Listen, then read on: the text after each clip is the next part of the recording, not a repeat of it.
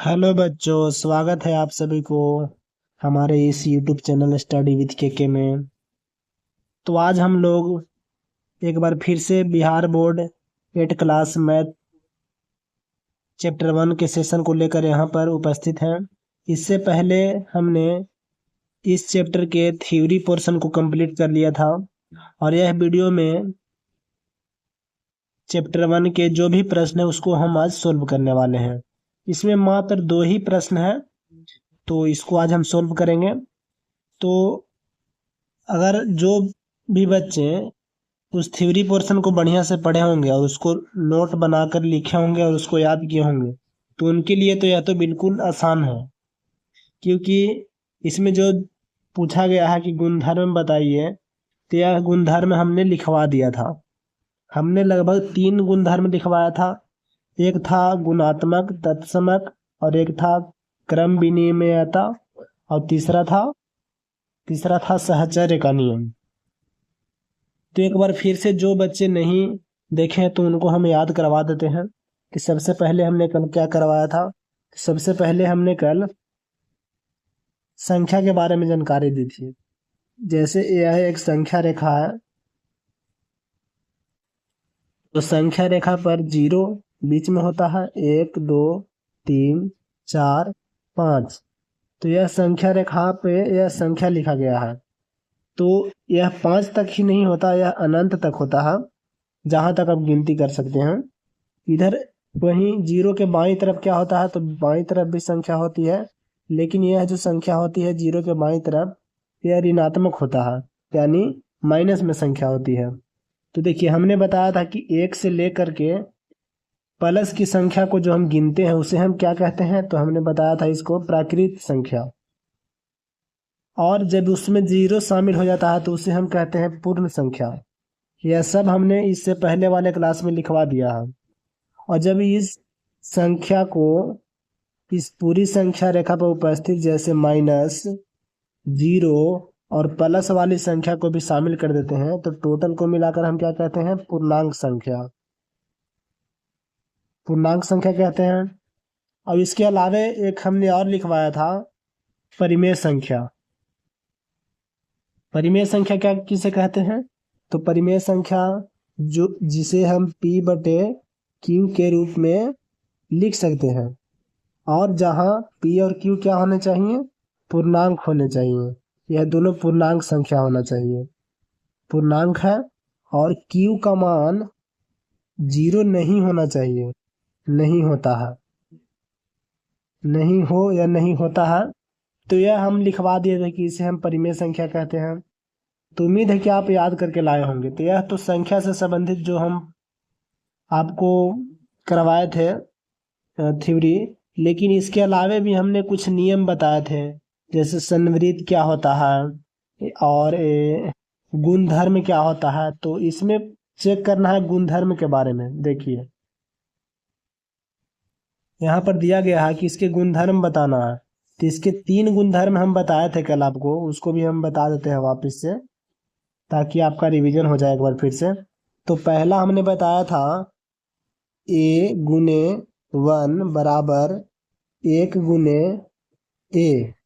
मतलब कि अगर कोई संख्या है उसको से 1 में गुना करते हैं, या फिर 1 से उसी संख्या को में गुना करते हैं, तो इसका मान दोनों तरफ बराबर होता है। जैसे इसको गुना कीजिए तो कितना आएगा, A आएगा, और इधर भी A आएगा।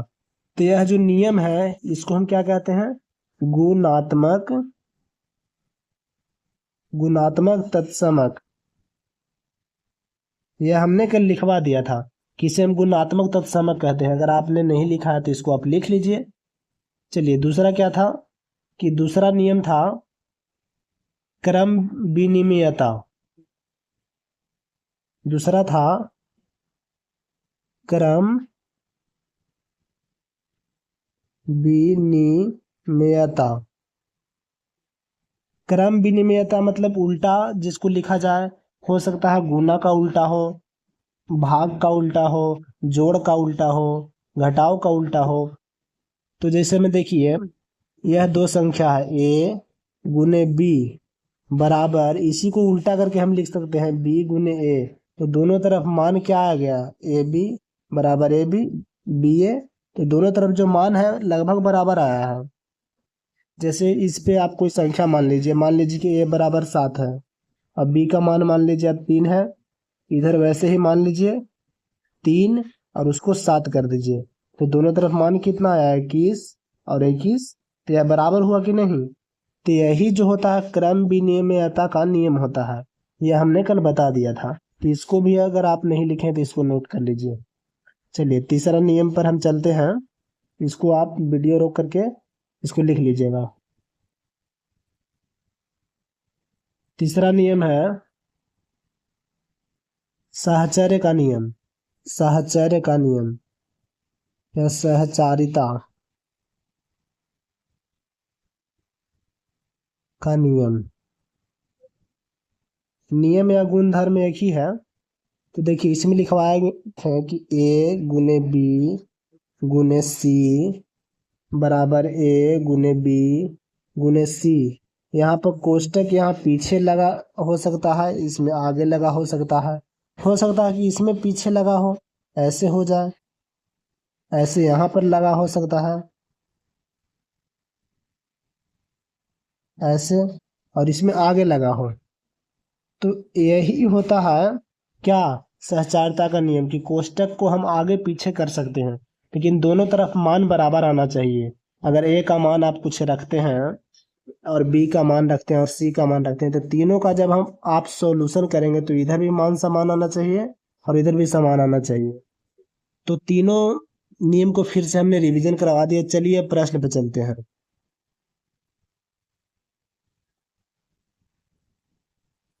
तो आज का हम अपना प्रश्न शुरू करते हैं। पहला है, देखिए पहला प्रश्न क्या है, इसको हम यहाँ लिख देते हैं। -4/5 गुने 1 है, ठीक है। और क्या है, बराबर में है 1 गुने -4/5। और बराबर में कितना इसका मान आया है, तो आया है -4/5। तो बताइए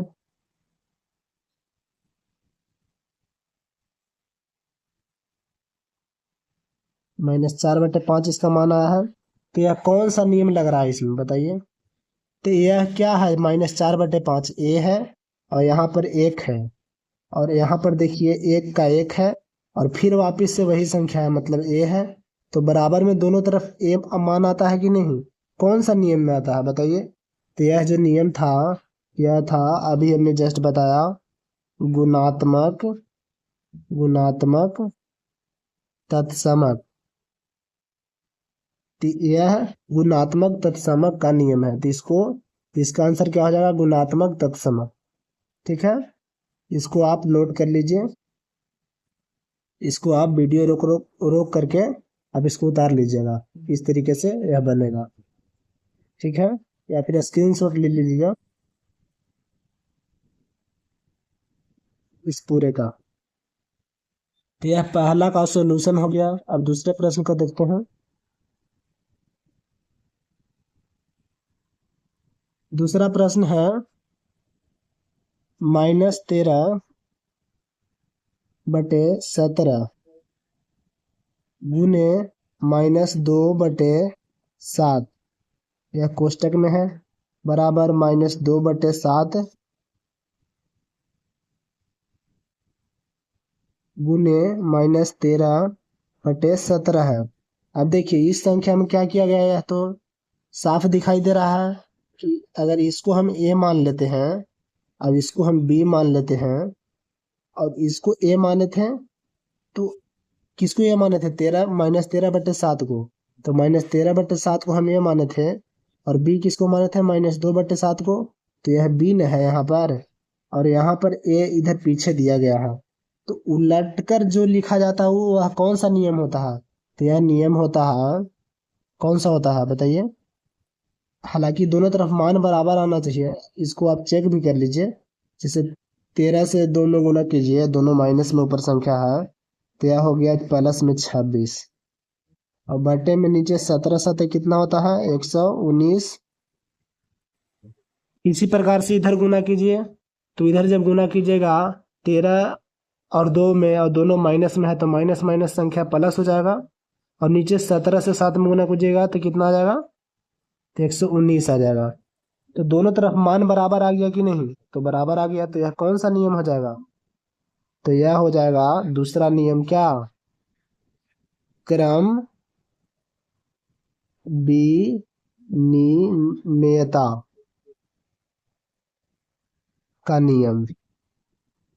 तो इसको भी आप नोट कर लीजिए, यह दूसरा का नियम क्या हो जाएगा, क्रम विनिमयता का नियम।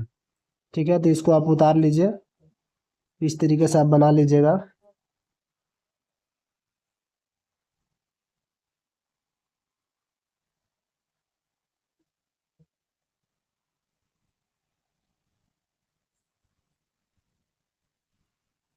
चलिए, उम्मीद है आप उतार लिए होंगे। अब आगे चलते हैं तीसरे प्रश्न पर।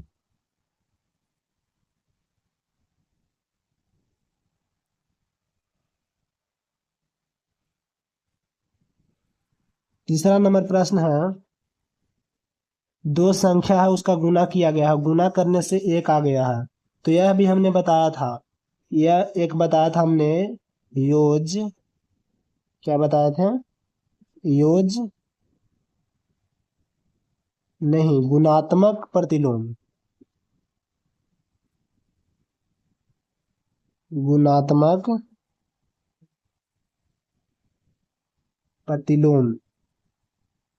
गुणात्मक प्रतिलोम में क्या होता है, तो जब दो संख्या को हम गुना करते हैं तो उसका मान एक आ जाता है, तो उसे हम गुणात्मक प्रतिलोम कहते हैं। तो यहाँ पर देखिए वही ना हुआ है कि माइनस माइनस 19 है बटे में 29 है, इसको गुना किया गया है 29 बटे माइनस 19 से, तो यह से यह संख्या कट गया और इससे इससे संख्या को कट गया, तो इसका मान एक आ गया। तो जब दो संख्या को गुना करने से मान एक आ जाए तो उसे हम क्या कहते हैं, तो उसे गुणात्मक प्रतिलोम कहते हैं, या फिर एक और संख्या कहते हैं व्युत्क्रम संख्या, व्युत्क्रम यानी कि उल्टा, तो व्युत्क्रम भी आप कह सकते हैं। ठीक है, तो इसका आंसर क्या हो जाएगा, गुणात्मक प्रतिलोम, यह आंसर आप लिख लीजिएगा। तो पहला का 3 प्रश्न हमने कर लिया है, अब दूसरा का एक ही प्रश्न है, तो इसको हम करेंगे। तो देखिए दूसरा में है, यह संख्या दिया गया है 1/3 गुने, कोष्टक है 6 × 4/3 को इतना के रूप में अभिकलन करते हैं, यानी कि यह जो मान है इसका जो मान है उसके बराबर में आता है, इसका कहने का मतलब यह है। तो 1/3 गुने 6, इसको कोष्टक में कीजिए, और फिर गुने 4/3 है। तो यह बताइए कौन सी संख्या है, अगर इसको आप ए मान लेते हैं, 6 को आप बी मान लेते हैं, 4/3 को आप सी मान लेते हैं, ए इसको बी माने हैं, इसको सी माने हैं, तो यह कौन सा नियम लग रहा है, तो यह लग रहा है ए गुने बी गुने सी, जहाँ पे इसमें कोष्ट कहाँ है, तो कोष्ट पीछे है, मतलब यहाँ पर है, ऐसे कोष्ट दिया गया है, बराबर में जो इसका मान है वह इसके मान के बराबर दिया गया है, ए गुने बी, यहाँ पर कोष्टक दिया गया है गुने सी। तो यह कौन सा नियम होता है, अभी हमने जस्ट बताया था कि यह जो नियम होता है वह किसका होता है, जब दोनों तरफ जोड़ने से इसका मान बराबर आ जाए। तो इसको आप गुना कर लीजिए, तो 3 से 6 दो बार में कट गया, अब तो नहीं कटेगा, तो ऊपर हो गया 8/3, इधर साइड आ गया 8/3, इधर देखिए मान कितना आएगा, तो इसको आप 3 से इसको काटिएगा तो दो बार में कटेगा, और 4 से 2 में गुना हो जाएगा, और नीचे 3 रहेगा, तो इधर भी 8/3 आ गया, तो दोनों दोनों बराबर मान आ गया। और ए बी सी कोष्टक को आगे पीछे लिखा गया है, लेकिन मान हमेशा बराबर आ रहा है। तो यह कौन सा नियम था, तो यह जो नियम था वह था सहचारिता का नियम।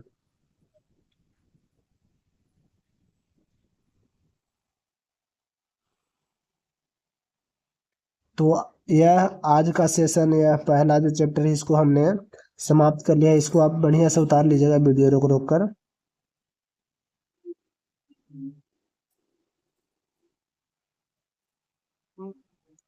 तो मिलते हैं नेक्स्ट वीडियो में चैप्टर 2 के साथ।